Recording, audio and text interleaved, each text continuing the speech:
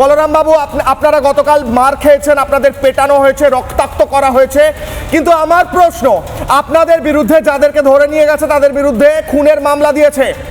খুনের মামলা কাকে খুন করতে যাচ্ছিলেন গতকাল? মোহাম্মদ ইউনুসকে খুন করতে যাচ্ছিলেন, অস্ত্র নিয়ে গিয়েছিলেন, বন্দুক নিয়ে গিয়েছিলেন। মমতার এত রাগ কেন? আপনি উঠে বসতে পর্যন্ত পাচ্ছেন না, আর আপনি খুন করতে গিয়েছিলেন। আপনারা কি খুন করতে গিয়েছিলেন বলরাম বাবু? আপনি উঠে বসতে পারছেন না।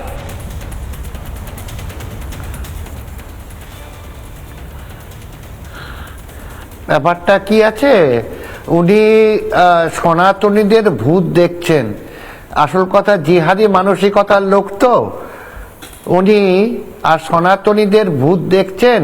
সেই কারণের জন্য ওনার মনে হচ্ছে যে আমরা খুন করতে গেছিলাম।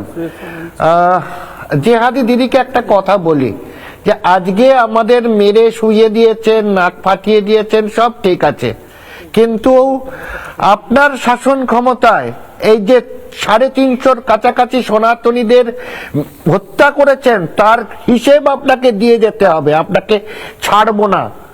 আজকে এই শোয়া অবস্থায় রয়েছি, আপনার এই জেহাদি মানসিকতার রূপ আমরা দেখব, আপনাকে ছাড়বো না।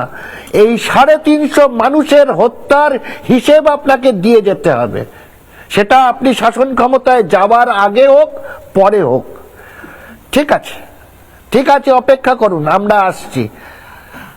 বলরাম বাবু, আপনার শরীর কেমন আছে?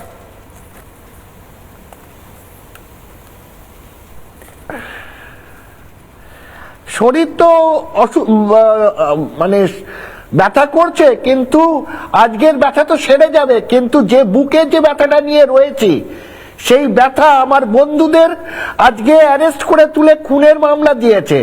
বাঁচতে পারবে তারা? এই সনাতনীরা যেদিন তাদের আসল রূপে আসবে,